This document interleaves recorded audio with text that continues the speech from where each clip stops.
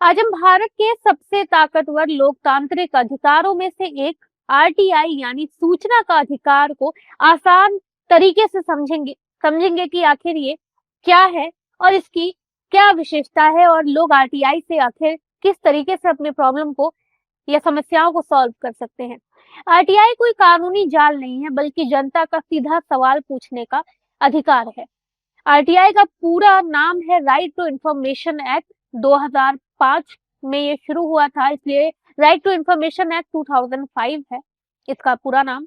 इस कानून के तहत हर भारतीय नागरिक किसी भी सरकारी विभाग, मंत्रालय, पंचायत, नगर निगम, पुलिस, स्कूल, कॉलेज इन सब से जानकारी मांग सकता है। मतलब सरकार का पैसा कहाँ खर्च हुआ है, कौन सा फैसला क्यों लिया गया है और फाइल कहाँ अटकी है, ये सब सवाल आरटीआई से पूछे जा सकते हैं।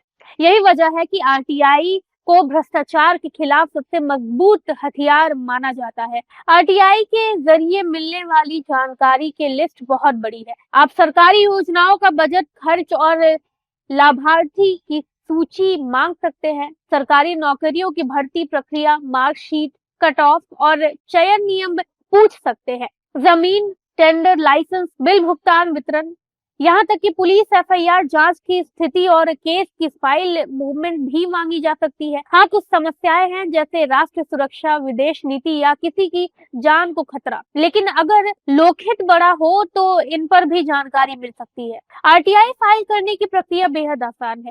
सबसे पहले उस विभाग के पब्लिक इंफॉर्मेशन ऑफिसर पीआईओ का पता लगाइए जो जानकारी रखने का जिम्मेदार होता है।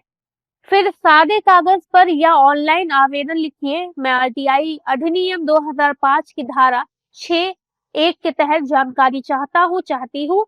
सवाल हमेशा साफ, छोटे और तथ्यात्मक रखें। क्यों या कैसे जैसे सवाल ना पूछे बल्कि कितना, कब, किसके आदेश से जैसी जानकारी मांगे, क्योंकि कई बार ऐसा होता है कि आरटीआई फाइल करने के बाद जो है वो डॉक्यूमेंटेशन मांगते हैं या कुछ ऐसी मिस्टेक्स हो जाती है जिसकी वजह से जो है वो फाइल आरटीआई आपकी नहीं हो पाती है। और अगर आरटीआई आपकी फाइल हो भी जाती है तो 10 दिनों के अंदर अगर आपको कोई जानकारी नहीं मिलती है तो समझ जाइए कि आरटीआई जो है वो आपने अच्छे से फाइल नहीं की है, इसलिए आपको रिस्पॉन्स नहीं मिला है। तो ये बहुत ही जरूरी है जानना कि बहुत छोटे छोटे डिटेल्स या जानकारी जो है वो अपने फॉर्म में रखिएगा। अब आमतौर पर आरटीआई के साथ 10 रुपए की फीस लगती है, जो इंडियन पोस्टल ऑर्डर कोड की फीस स्टैंप या ऑनलाइन पेमेंट से दी जा सकती है। अगर आवेदक बीपीएल है तो कोई फीस नहीं लगती है। आवेदन पोस्ट से, हाथ से या rti.online.government.in पोर्टल के जरिए भेजा जा सकता है। आवेदन भेजने के बाद उसकी रसीद या ट्रैकिंग नंबर जरूर संभाल कर रखें। कानून के अनुसार पीआईओ को 30 दिनों के अंदर जवाब देना अनिवार्य है। अगर मामला जीवन और स्वतंत्रता से जुड़ा होता है तो 48 घंटे में जानकारी देनी होती है। अगर अतिरिक्त कागजात की जरूरत पड़े तो 2 रुपए प्रति पेज के हिसाब से फीस ली जा सकती है, लेकिन देरी या टाल मटोल की कोई वैध वजह नहीं मानी जाती है।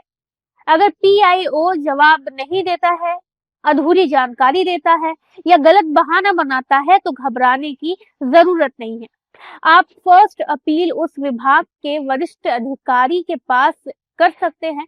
अगर वहां से भी न्याय ना मिले तो स्टेट या सेंट्रल इंफॉर्मेशन कमीशन में सेकंड अपील या शिकायत की जा सकती है। यहाँ प्रक्रिया पूरी तरह मुफ्त और आयोग अधिकारी पर जुर्माना भी लग सकता है। आरटीआई की राह में कुछ समस्याएं भी हैं जैसे देरी, रिकॉर्ड ना होने का बहाना या लोगों को डराना, लेकिन इसका समाधान भी है ऑनलाइन आरटीआई, समय सीमा का हवाला और अपील की ताकत। आरटीआई ने देश के बड़े घोटालों को उजागर किया है, गरीबों को उनका हक दिलाया है और सिस्टम को जवाबदेही बनाया है। इसलिए याद रखिए, आरटीआई सिर्फ एक कानून नहीं है बल्कि आपकी आवाज है।